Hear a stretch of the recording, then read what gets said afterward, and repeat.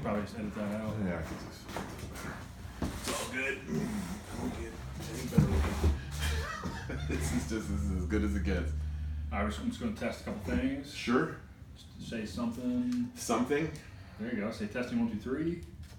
Testing 1, 2, 3. My name is David Hale Sylvester. Perfect. That's all I need. Philadelphia. I'm just going to test a couple things. Sure. Say something. Something. There you go. Say testing 1, 2, 3. Testing 1, 2, 3. Cool. So I want you to sound better than I. This is not super professional. You're going to do the majority of the talking. It looks cool. Yeah, it's fun. So while he's getting set up, I guess this is Jason Bridges, selectman from Nantucket, and he's from Ohio, and he's moved or to Indiana. Indiana. Wait, I thought it was My wife's from Ohio. I'm sorry. Yeah. I'm sorry. What is it? You know, if you're from the East Coast, what's the difference? What is the difference, right? He's from Kansas. Where I'm just going to videotape myself on his podcast, and I'll put it out wherever I put it out. Cool. So. All right. Thanks for joining, Dave. Can we start with a high five? Hell yeah. Let's do it. Really excited to have you on the podcast, Bridges to Leadership, because what you do is 100% leadership.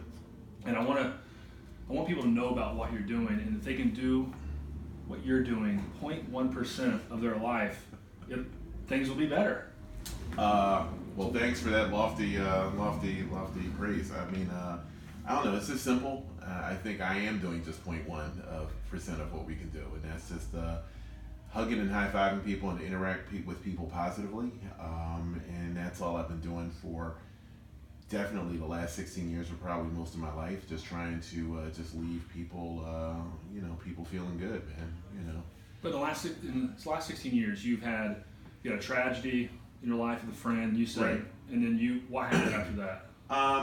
So I mean, it just goes back to 2001. A good friend of mine, Kevin Bowser, was killed in the World Trade Centers, and I wanted to do something, so I decided to ride my bicycle across the United States from Washington State to Philadelphia, and it was a great experience because it just opened up so much for me. So many people were inspired by what I did that they reached out to me and said. Not just that they were inspired, they told me what they were inspired to do. And so it was in reading about these people's acts that I said, wow, I want to be a part of more. So, hold on, did the hugging and high fives kind of just naturally start in that very first bicycle trip? It was something, I didn't call it the hugs and high five tour. Right. It was just sort of, I'm just riding across the United States. And I mean, it wasn't like many things in my life, it wasn't that well thought out. It was just something that I did, and it was, I just happened to do it. I always hugged and high-fived people. I was always excited about, I'm that guy. I'm that happy guy that's just happy to be there, wherever the hell I am. And so it was, that was really a huge part of it. And so after that trip, I wanted to do more.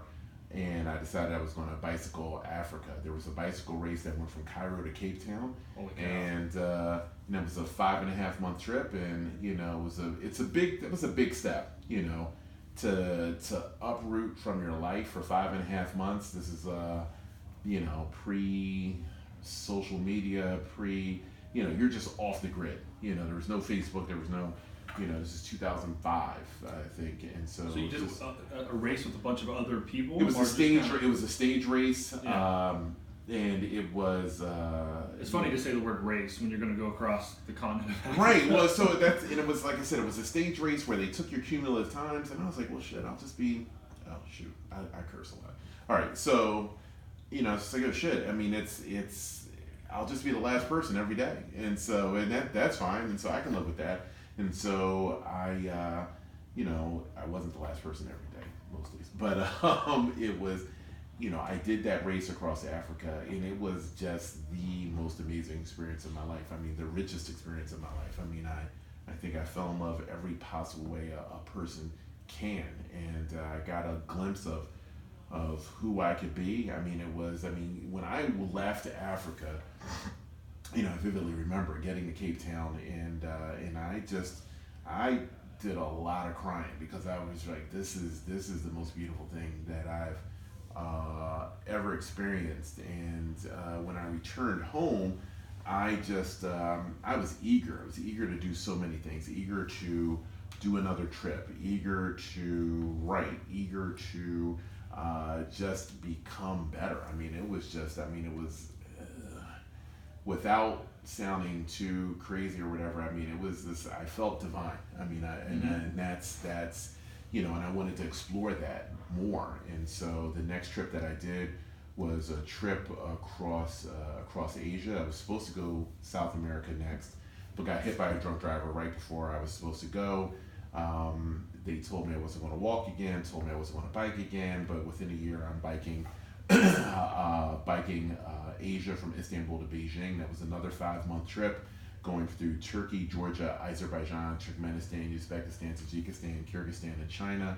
And that was the tougher trip. I mean, it was just a much grittier trip. It was weather-wise, people, terrain. 90 degrees, 90% humidity in Istanbul, 118 in Turkmenistan, 15 degrees and 2 miles above sea level in Kyrgyzstan, and the smog of China, all within a 5-month span. So it was more the environment, not the people were harder. The people were there was a little more harshness to it, only because sometimes it was just due to circumstance. I mean, sometimes I mean, in Africa, English was second on the list of languages that people would know. In Asia, sometimes it would drop down to 8th, and even then they would just know words, you know, cheeseburger, Coca-Cola, stuff like that, but they didn't know much. So communication was tougher there, and so that, coupled with the conditions, just made everything a little bit tougher. So that was the tougher trip. And then, question for you: Sure. Did the hugs and high fives start to formulate in Africa after Asia? It started to. I don't want to speed through those. Those are really huge. No. It was. I kept doing it, and so I think, like anything else, like any business, anytime you have a promotion, you wonder, all right, what worked? It worked well at this price point, it didn't work well at that price point or whatever. So Asia, you had some sponsors just to. No. So what I mean by what worked is that, I looked at every aspect of the trip, and I was like, what was the things that really went well, with how I interacted with people and stuff like that. And the hugs and the high fives and the smiles and, just me being friendly and going out and talking to people really, really worked with a lot of people. So that was something that going into the next trip and the next thing that I really, you really try to stick with what works. It's biking fast or trying to hang with the racers didn't work. Wasn't the fastest guy, so that didn't work. Excuse me. Trying to be the most efficient camper or whatever wasn't me. It just wasn't. Like I said, going off for 5 months at a clip. I mean, you really, like I said, you just have to know what works. What can you live with and what can you live without. And you just do all these evaluations, these mental, machinations through your head. And so it was, for me, hugs and high fives was always something that was there. So every across cultures, across the right, that's the one thing that it's people the smile with. First. The energy that you put out. Yep.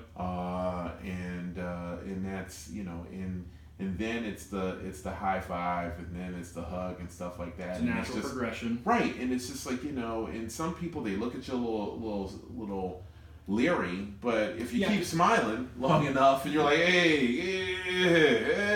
You should describe yourself for somebody who's never seen you and listening to this podcast. So I am 6'4" and I don't know, 260, I guess, and it is. I'm a big dude, and and so imagine this in another country, you rolling up on a bicycle, you got all the spandex and a helmet. Right. That alone.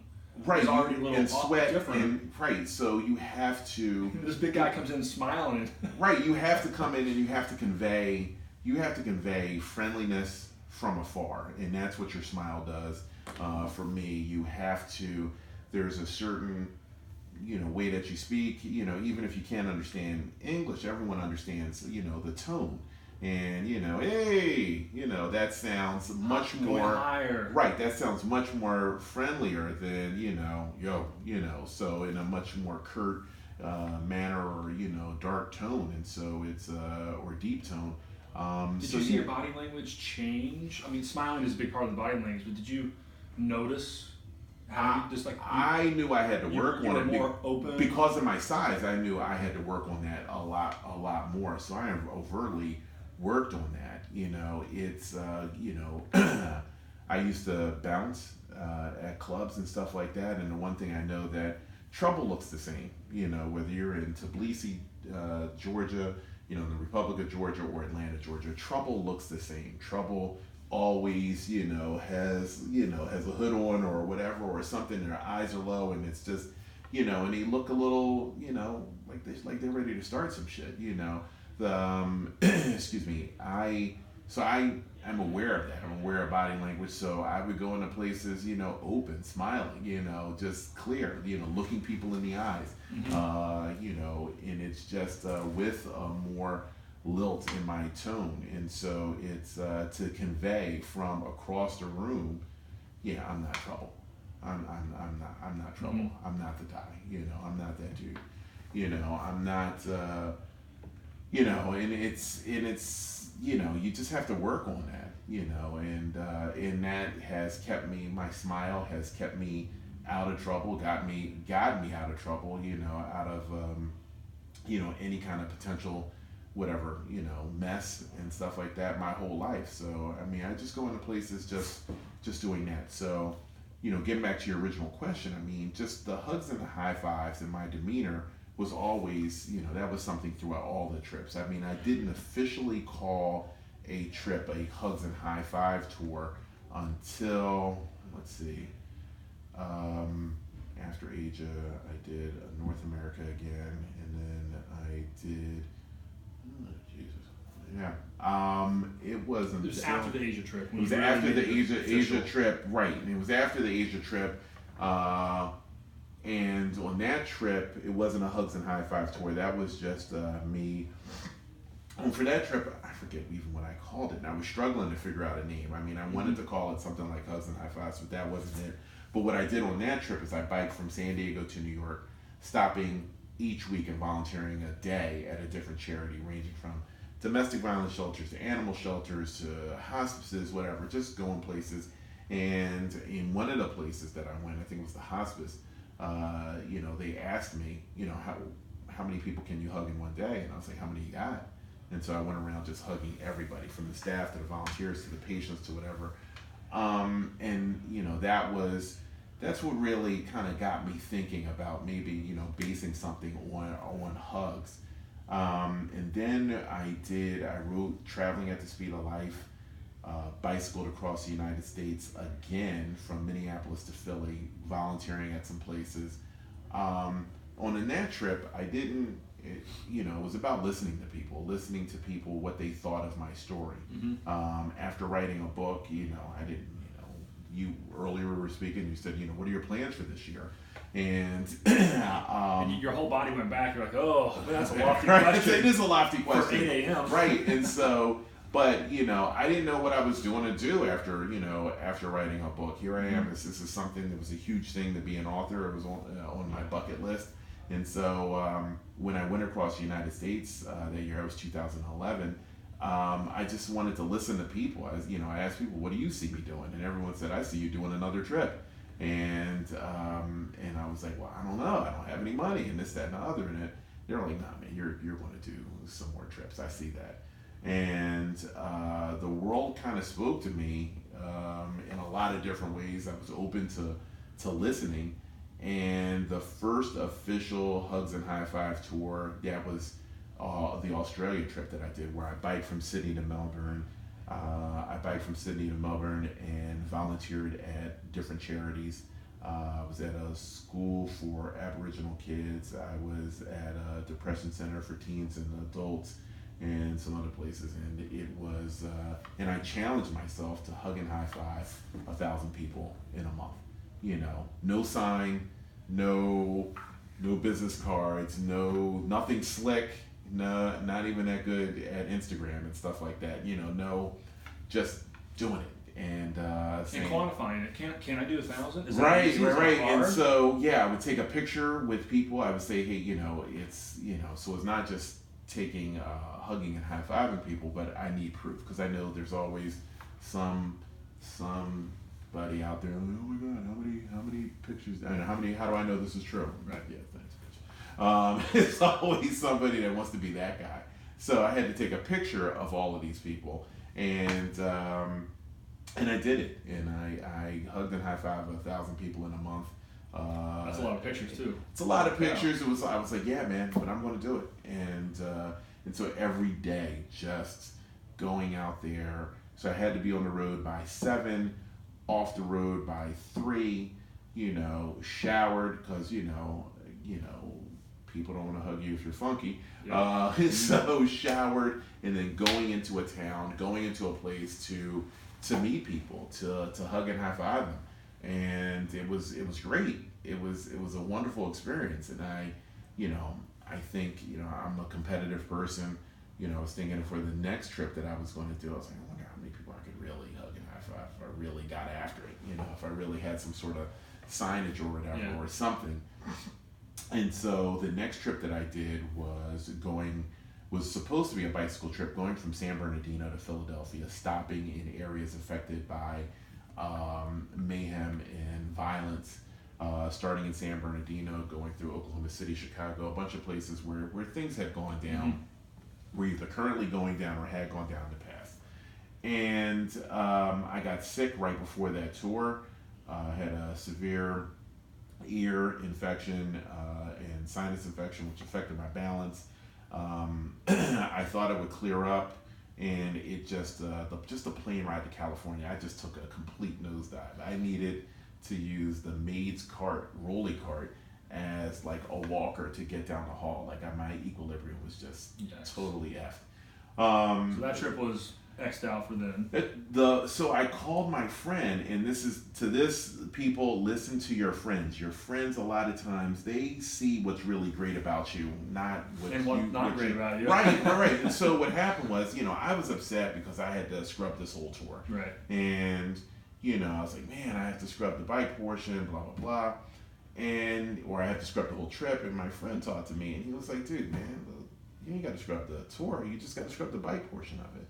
He was like, you've biked so much around the world. He said, it's unrelatable to anybody. Right, he said, no one cares about that shit. He said, we care about the other stuff. We care about the fact that you're this big black dude and you have gone to places where we, as black folks, we tell you shouldn't go there. Don't go to that bar. Don't go to that. And he said, and you walk out with a meal and friends. Like, you walk out hugging people. He said, that's the part of your story that we find amazing, that you can do all of this stuff. As my friend said, you wrote a best-selling book and you can't read. It's just, I can't read, by the way, it's just a joke. But he said, you've done all this stuff, and he said, that's what we find amazing. You weren't trained for any of this. He said, the biking, no one gives a shit about that. So he said, just scratch the bike portion. And it was some great advice, because, I'm thinking that my brand is biking and whatever. And what I found out was, after really listening to a friend, was that it was much more than that, or much less than that. And to me, your brand is connecting. Right. And that's healing. And I didn't. Who cares if it's car, bike, right. And I didn't. Skateboard. But I didn't see that. And so what I did was, I took the money that my plan was to buy a bike in California. I worked out a discount with a bike shop out there, and I was going to then, roll that money into rental car fees, and then still go across the country and hug and high five people. And I did.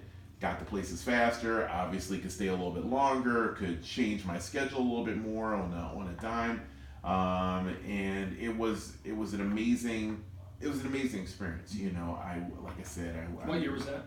That was a couple years ago. A couple years ago. Okay. It was 2016. And so it was, I was in Flagstaff, Oklahoma City, went to Chicago. I got a chance to address 7,000 fans and hug and high five people at an Albuquerque Isotopes game. and it was just great, just connecting. And on the way, through friends, I was able to come up with signage, able to come up with some creative ideas and stuff like that of how to get it out there. I had this sign that said, ride, hug, high five, repeat, and it was something that really resonated with people.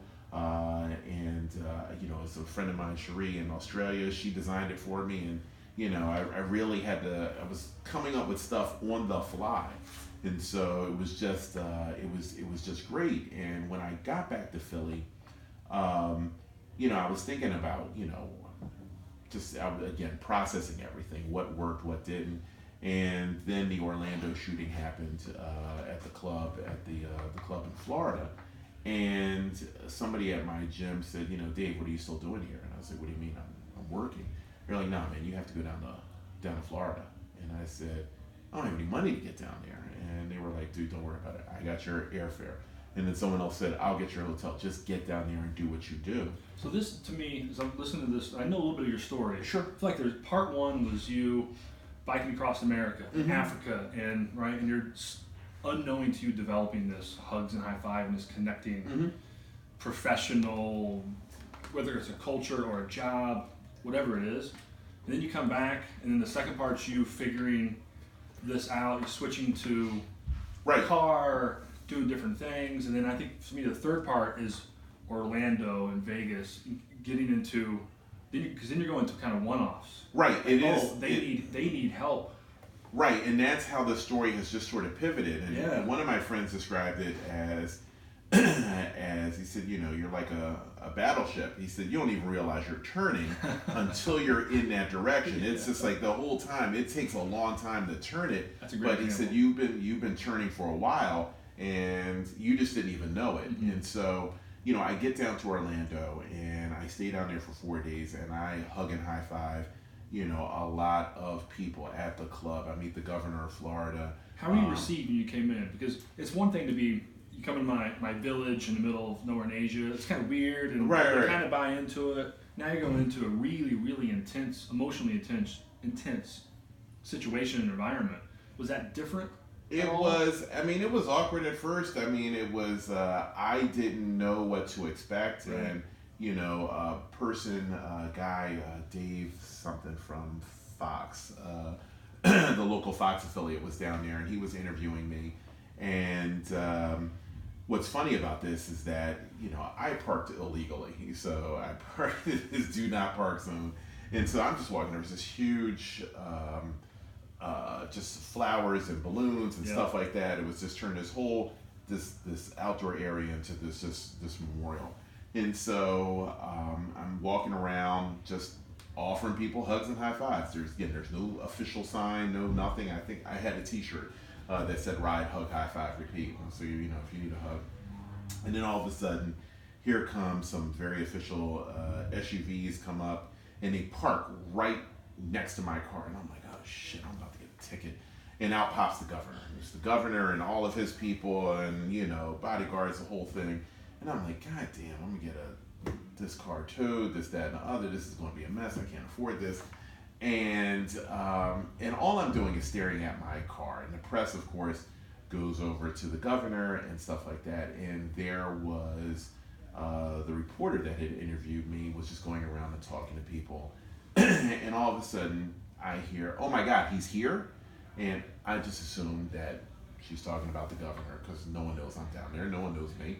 And this reporter brings this woman over, and she says, oh my God, I've been following you since you wrote that article for ESPN in 2008 or 2009. She said, wow. And she had been following me on social media, and she said, she said it was amazing how you were able to turn that failed bike trip around. So she was really following me because the failed bike trip, it was still just, a month or so old. And so she was just like, oh my God. She said, I always wanted to meet you, but she said, I knew I would only meet you if something extraordinary happened. And she said, and then she just broke down crying. She said, oh my God, something extraordinary did happen. And she said, it's this. She said, I'm so happy to meet you. I'm so sad to meet you. I'm so sad to meet you. I'm so sad to meet you.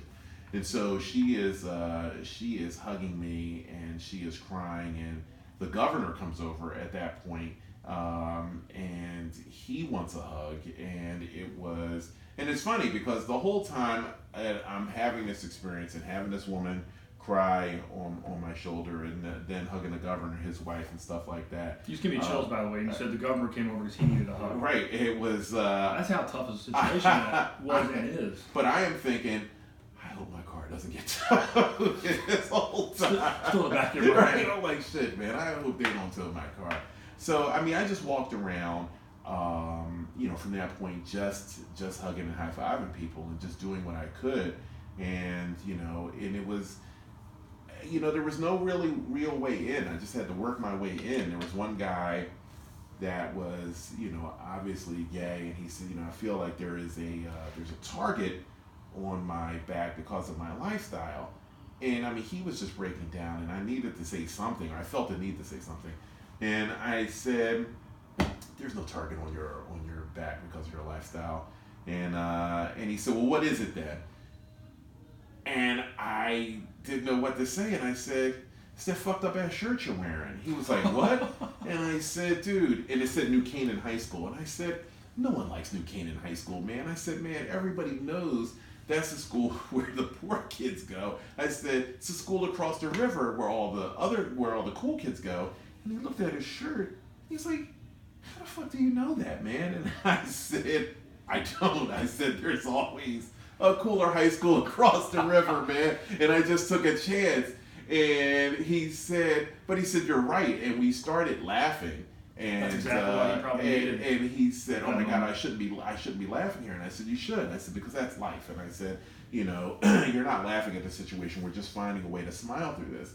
And so we sat down for a while and we talked. It was he and his name was David, by the way, and his cousin, and we just talked for a while, just about what I was doing, about what he was doing, and just talked about living, and I just kept coming back. I stayed there for a couple days, and I just kept hugging people, and because the news story had picked up on me, some people had come down just to see me, just to talk.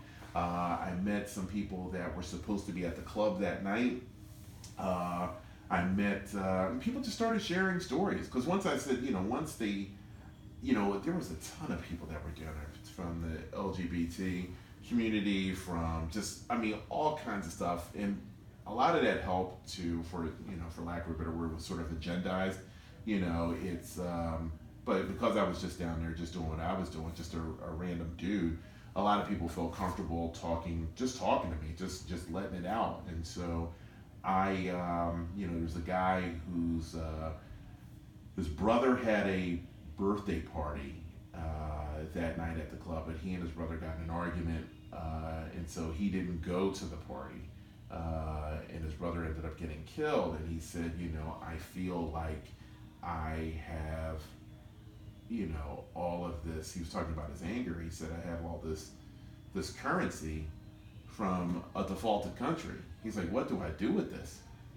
And I had no answers for him. Survivors guilt. Right. It was just like a ton of stuff. And so, yeah. A lot of people just started telling me their stories. And so it was a lot to undertake, but, I did it. I think I did it pretty well. And so I decided to explore this connection a little bit more. I guess, going into my third act, just exploring it a little bit more. So I decided to go to the RNC, which was in Cleveland, and so I took a day trip driving from Philly to Cleveland to go to the RNC just to hug and high five people. Oh, I don't know this. I haven't heard these stories. Oh yeah, so I just went to. Oh, there's a ton of them. Because man, they need some hugs. Yeah, so I went to Cleveland to hug and high five people.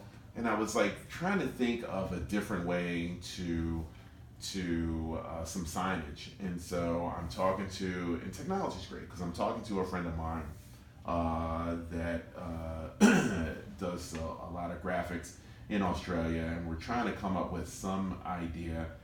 And we came up with this idea for a sign, and it was just sort of like the "Hi, my name is."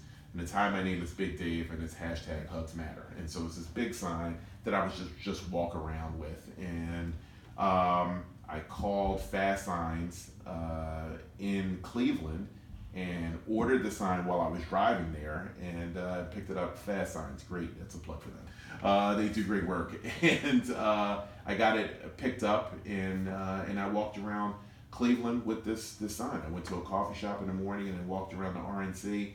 I did the same thing at the DNC, and it was just a wonderful experience. So by the year's end, I had gone to 30 states without even really trying, and hugging and high-fiving people. I had the great sign idea with the "Hi, my name is Big Dave." I was getting the hang of hashtagging and social media a little bit more. And so I was things were just clicking. And so at the beginning of 2017, I decided I was just going to do something. I was going to do something. I didn't know what it was.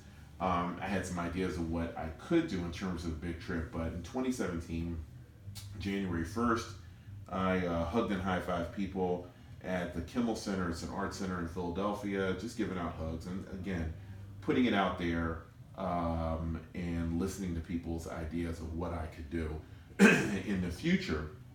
And then February, for Valentine's Day, I went to the geographic center or heart of the country, this small town called Lebanon, Kansas, to hug and high-five people for Valentine's Day, and that was it. And that was really pivotal part of the story, because a guy drove 400 miles from Wyoming just to get a hug. And, I'm in this, and he read a story about me. There was a story that was done on me in a Kansas paper before I got there. And he read about me, and he said, "Yeah, man, I drove all the way from Wyoming for this." And I knew it was 400 miles because in order to get to this town, which is in the dead center of Kansas, it was either drive 370 miles from Kansas City or drive 400 miles from Denver, to get there. I mean, it was in the middle of nowhere. And so I just took the cheaper deal. And so I knew this guy drove, at least 400 miles just to get this hug. And, I was fascinated by this. And it was interesting. I spent the whole day just in this town, 195 people, 105 people I hugged.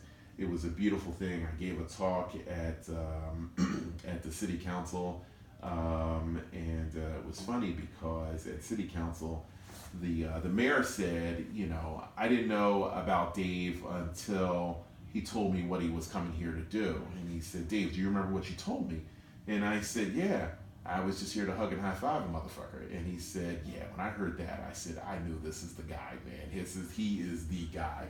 So, but that guy that drove 400 miles really stuck with me. That really stuck with me. So what I did was I pitched a men's soap company, Buchanan, grooming supplies. They make beard oil. They make a bunch of stuff. They make great stuff, by the way. And I said, "Listen, I will hug and high five. I'll drive the continental 48 states, and I'll hug and high five the whole country just for a moment." I said, "But the scent of your soap will be in their nostrils for the rest of the day." And they bought it. They bought that idea. And well played. Pitch those ideas, people. It's they bought the idea, and I had the official hug and high five tour. And Advantage Rent-A-Car came in later to be a part of it. And are we in 2017 at this point? We are, yeah. We're 2000. This is last year. This is last year. Yeah, last year. Yeah. And so it is.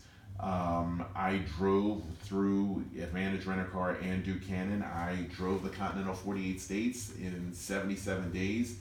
I hugged and high-fived 14,000 people. And it was a beautiful, beautiful experience. I mean, people shared so much with me, and it was just amazing. And normally, when I'm done a tour, I generally disappear for a week at least, because it's just a lot to handle. But this time was different because somebody told me about this conference called the Nantucket Project. So I end the tour on September 12th at the New York Stock Exchange where I was this close. I mean, I was this close to ringing the closing bell at the New York Stock Exchange, and but I was still there. I mean, it was still a wonderful experience, and thank you, people at the Stock Exchange, for just the help that you gave me. But I ended up coming straight to here to the Nantucket project and listening to all of these speakers, and touring the island and meeting people, and that is how I met you. Every local that I met, once I got here, was like, you have to meet Jason. You have to see, and you'll know why once you get there. And as soon as I get here and I see it's hugs, handshakes, and high fives, whatever it takes to make you smile, I was like, oh right, this is right. He's the guy. And so that is the end of 2017. And after that trip, after hearing all these speakers, after meeting you, after a bunch of little things, I decided I was going to stage my first Hugs and High Five festival. It was going to be a 3-day event of, showing pictures one day at one place, going out into the community and hugging people the next day, and then on the third day it would be me just giving a comprehensive speech about everything that I've done, and just really inspiring the community. I had to cancel it last week because of the weather, and but then after I heard about what happened at the African American Meeting House and stuff, I decided to come up and just squeeze everything into whatever I could. No plan, no itinerary, no nothing. I was just going to play it by ear and just try to make people smile, and it has been a wonderful, wonderful experience, and that's my boring life of the last 16 years. Okay, so now I got to stop you there because I have questions on all the fun things that could happen down the road. Usually on this podcast, we talk about body language, all different ways to build relationships, business, at home, fatherhood, right? Listening skills, the touch, the handshake, the eye contact, group meetings, all that kind of stuff. Right. This is what you're doing. Like you didn't set out to. I'm going to really improve my body language to be able to connect with people and build a relationship. I mean, you're a professional at that now. So I guess my question is, why would somebody drive 400 miles for a hug? Why do we need it so much? I don't know if I can answer that, but the fact that person did drive 400 miles shows that it's that important. It's that important. It's because he could have got a hug from anybody in his town. He could have, or maybe not. That was the thing. I would like to think that this guy, that we can all get a hug from someplace, but I don't know this guy's life, so I can only, I was like, maybe this guy can't get the hug. Maybe he can't, whatever. I don't know what's going on in his life, but in looking at this guy, so as I'm hugging and high-fiving other people, I have an eye on this guy as he's eating breakfast by himself. He hugged some other people on the way to his table, and then he's looking around and he's just smiling. He's just smiling at people. When he got up to hug me, before he left, he hugged some other people and stuff like that. I mean, he really just seemed to be really reveling in the moment. And so, maybe there is something going on in this guy's life. Maybe, who knows, but, no matter what way you cut it, whether he has something extremely bad going on in his life or whatever, I mean, they're important. He wanted that embrace, that simple touch was important, and important enough to him to make this drive, so it's... Why do you think it's so important for humans to be able to touch each other? And I mean that in the sense of a hug, of shaking hands, of high-fiving. I think that, people want to connect. You feel like you're a part of something. I mean, it's... Even the hardest core of them all. When you break it down, right? Think about think of the toughest athlete that they win a game, they're hugging everybody, they're breaking down and crying and stuff like that if it's a very pivotal game.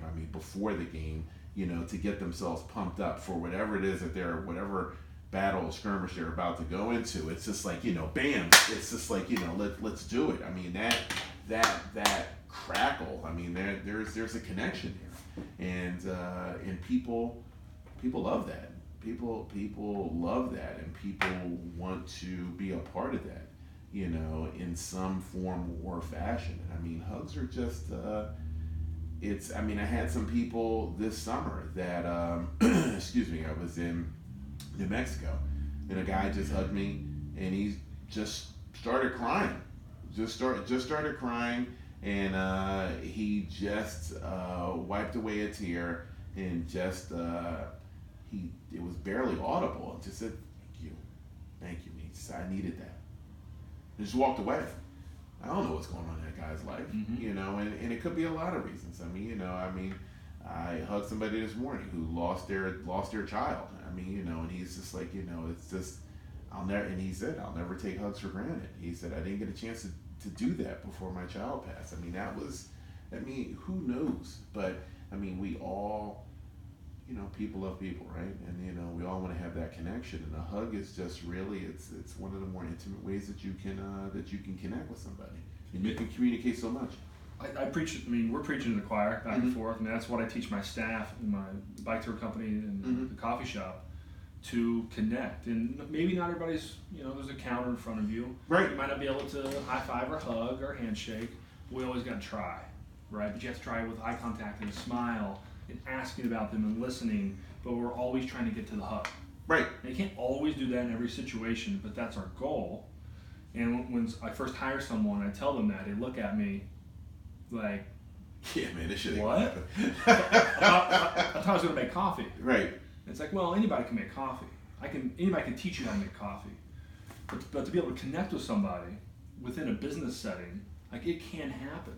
It's just, you have to create that culture, and then all of a sudden the coffee tastes better. I don't do it just to sell things. It just, the staff is happier, I'm happier, customers are happier. Right. Just life is a lot easier when you're connecting with people, and if we can get to a hug, that's a big victory. Right. And I think, there's so much focus now on, cell phones and getting work done and this, that, and the other, that I think, the hug and that base level of connection, I think is sometimes getting lost, and it's and people want it. I'm slowly morphing into doing more life coaching and stuff like that, and it's just and the hug is a great entree for it, and I've had people that all they want is just a hug, just a hug, and that's it. And a lot of times people don't even want to open up about much, the first time. It's just like, let's start off with a hug and some general small talk and stuff like that, and over the course of time you get into stuff. Any differences between men and women hugging? The stereotype is men will hug less. You know what? It's it's sometimes guys are a little, hesitant about it. Yeah, and it's, there was a guy that in Mississippi, he was like, I don't hug men, and I said, motherfucker, you weren't my first choice to hug either, man. Shit. So your attitude when you go in like that, really light, joking around, right, to break down that barrier. Right. And it was funny because once I said that and everybody started laughing, he was like, all right, I'll hug you. I said, nah, motherfucker, you had your chance, man. Nah, man. I said, you just get a high five and that's it. And it was funny. We eventually hugged, but it's like, a lot of times it's, whatever. And I keep it light because, it's that is the way to break down a lot of barriers. I'm not. This isn't rocket science here, man. It's just, and then we just keep it light that way.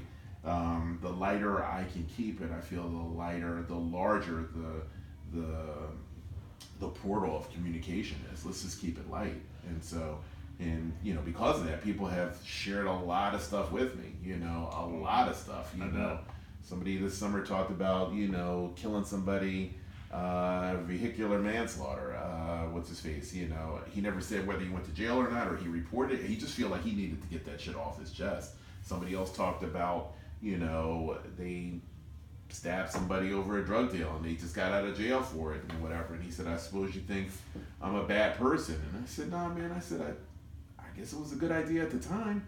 And he started laughing. He said, that's the first time I've ever been able to even remotely chuckle about that. And I was like, yeah, man, I didn't know what else to say, man. And so, and from there we had a conversation, and it's just like, I think, let's just keep things a little light, and then we can, it's and from that lightness we can build up some trust and stuff like that, and then things can go there. And so at this point in my life, I have heard so many different stories, harsh, intense stories. I used to be a drug user, and I was a prostitute for years, and this and that and the other, and just, these people have these things they want to get off their chest, and I just sit there and listen, and it's just because I've heard so much now that really nothing surprises me, Mm-hmm. and it's just, going to some of the charities, volunteering at domestic violence shelters, going to other places, I've heard a lot of the dark things that can be in people's hearts and stuff like that, and it's just I'm not surprised by it. It's and you just and I understand the importance of why it needs to get out, so I just let it come out. I think so I just keep it very, very light. I think if I have any other reaction like oh, you're that person and stuff like that, all of a sudden now we'll close that person up, and that's not what I'm about. Right. It's and it's I'm not here to judge you, man. I'm just here to hug you, and if you want to get something off your chest, get it off your chest. Sure. Because you can't be everywhere in the world. You can't clone yourself a million times over. You can't be on Nantucket. No. What's your advice for people to continue what you're doing? Is like, hey, hug 2 new people a day? Is it more bigger picture? I mean, I guess from a social media standpoint, I guess, or something. I mean, to become an official movement, I guess I should tell people to tag me in a picture. I guess I don't know. I don't know. I'm not a social media guy. And I'm sure there's some way. I'm sure there's some clever person who's like, oh my God, Dave should do this. What's a way to help us connect with others through high-fiving and I would just strategy, say advice? I mean, strategy for an individual, I would say, hey, listen, just hug people and connect with people in your sphere of influence. You work with somebody, you start with your family. Yeah, start with your family, and a lot of times that's the toughest, it's just like,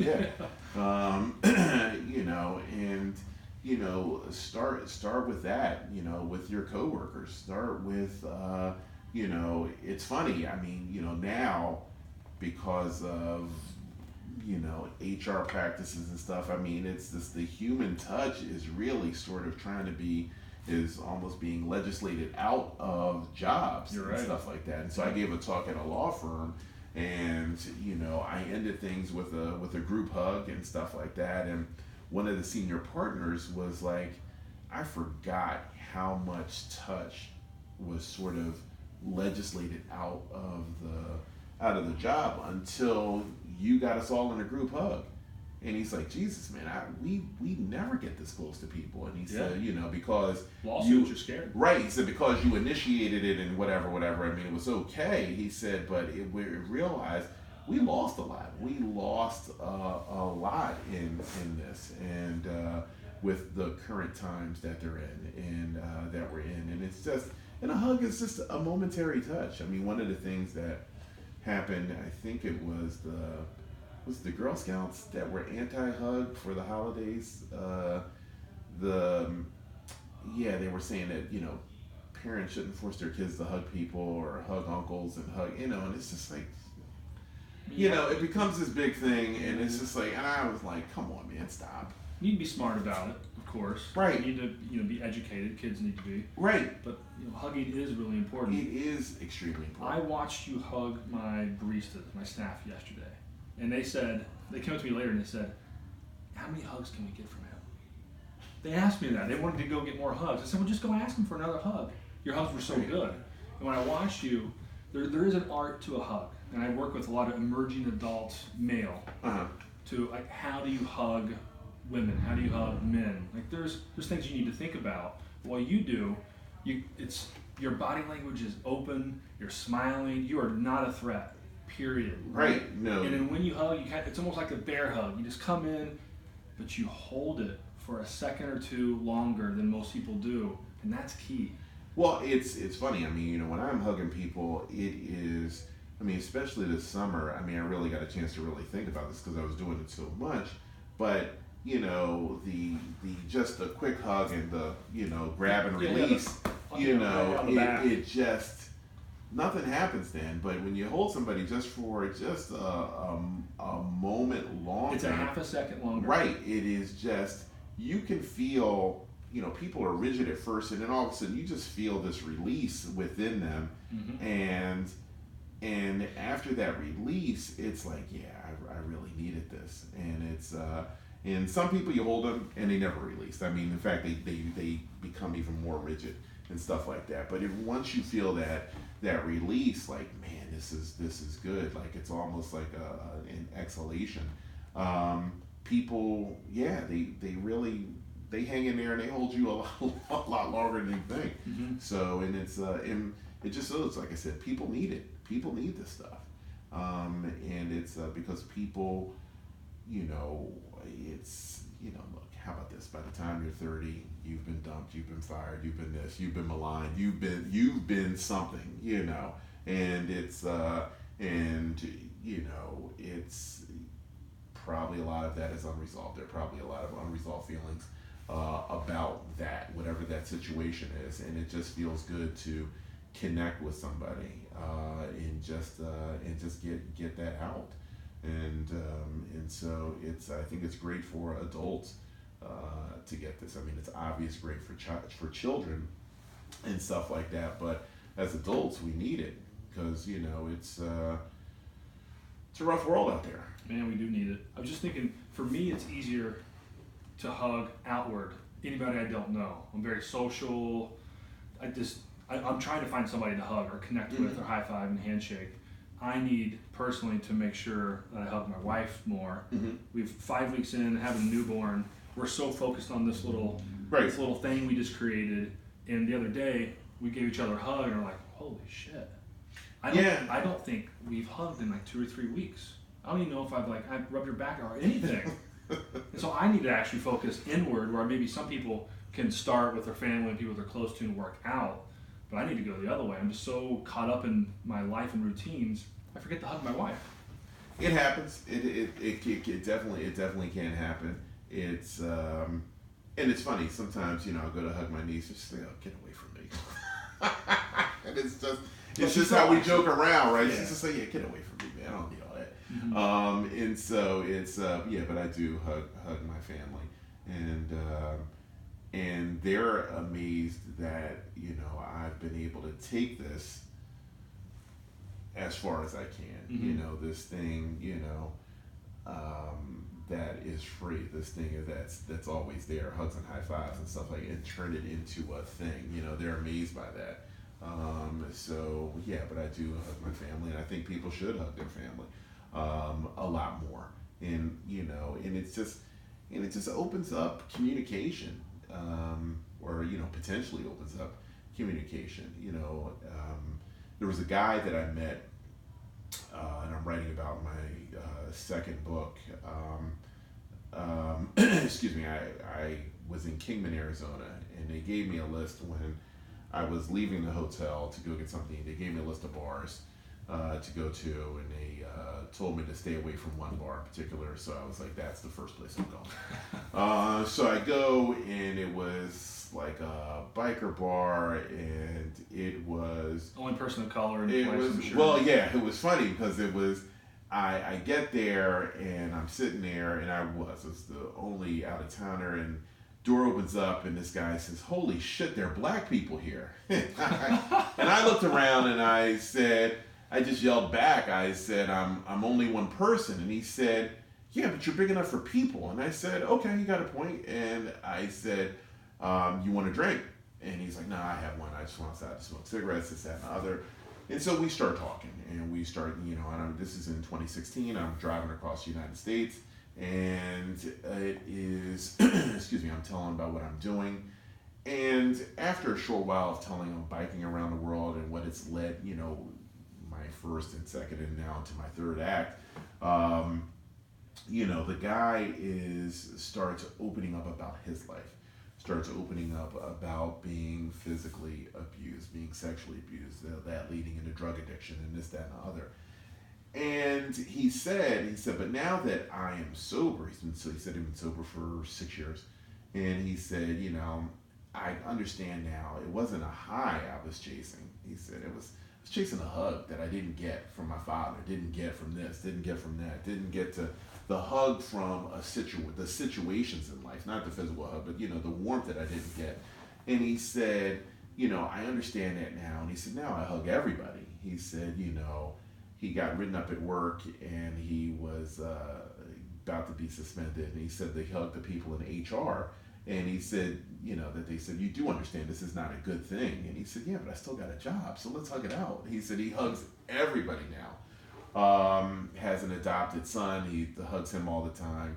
And by this point, because he was going on about his life, he was breaking down in tears, and he was like, hugs are power.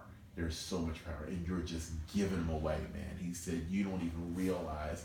He said, you're so casual about this, you don't even realize. I see you don't even realize what you're doing. You are just giving away power. He said, Jesus, man, this is amazing. So what was funny is that it was karaoke night in this bar. And it was his time to go up and sing. And he said he was crying and stuff. And he said, I don't want to sing. I want to talk about this guy, Dave, I just met sitting right there. And everybody's like, dude, shut up and sing. And he's like, there's more important things than song. There's just more important things. And people tell him to shut the fuck up. And he said, all right, I got something for y'all. So he goes to the songbook and he's like, this is for you, Big Dave. And it was Johnny Cash's I've Been Everywhere, Man. And he said, I'm going to fuck the song up because I never sung it before. And he did fuck the song up. Because it's a list of all these cities and stuff like that. Yeah. But he gave me a hug afterwards. And the bartender slid a drink over to me. And she said, that is so not where I saw that going, considering how the thing opened up. And so it's... and I just looked at her and I said, it's the power of hugs, and so it's, the hugs have been able to turn a lot of things around. My sense of humor and stuff has been able to turn a lot of situations around. It is, a lot of times people are open up to me because, I don't offend easy, and I always think, my moving forward in life is much more important than any indignation I have a lot of times. And, and it's just, so it's having this light attitude, some would say a positive attitude, has helped me just get through life situations. And it's like, and it ain't that deep, and think what you think, and the guy you met at the bar in Arizona is a great example. The hugs are powerful, and men in generally, compared to the female gender, have a harder time being vulnerable. We're not taught to be vulnerable. We're supposed to be strong. To hug someone makes you open your arms up. Well, that just is a vulnerable act right there. You're opening up the middle of your chest, right? Which is what we want to protect the most, right? When we're scared, right? We come inside. So for a man to open his arms up and hug, it's the most vulnerable body position that you can have. How do we switch it to where we can really show the leadership in males, whether it's corporate America, coaches, that vulnerability is a strength? I've been teaching it since I've kind of figured it out 10 years ago. The being a really good leader and being powerful is being vulnerable, is hugging, is showing emotion. I think you do have to put yourself out there and you show that, hey, not that you have all the answers, but you're ready to deal with it. You're ready to take it head on, and you're just ready. I think good leaders are people that just show that they're ready to take it on. Whatever it is, and it's not necessarily that you have the answer. It's just like you're ready for that challenge. You're ready for that, and there's to a certain degree some fearlessness about it. And so in showing that, that vulnerability, you project strength. It's a really kind of crazy thing, but it's hard for men to buy into that. Right. But I've seen it, I've done it. I've done it, and it's just like, and people I look up to, or mentors do it. And I tell, I've been a big brother to a few different men, and that's the thing I tell them. Dude, open up, open up. Like listen. You can be silent. The stoic man, and I'm not gonna say anything. Whatever, and be wrong all the fucking time. Or you can open up your mouth and be right. I mean, what do you want? What do you want? And it's and I'd rather open up my mouth and eventually be right than be silent and wrong all the fucking time. So it's when I talk to men, I always try to talk about what your decisions can lead to, and and by opening up your mouth, by communicating, and I mean, you don't have to take it to the degree that I do and talk to everybody and hug everybody and stuff like that. But in being open in general, it's led to so many different things. Being open to, I mean, just open to meeting you, has led to this podcast, which then, led to, the festival, which even though the festival didn't happen, I'm still considering a success because, I had the balls to put it out there. I had the balls to be open enough to put that shit out there. Yeah. And so it is a success. And,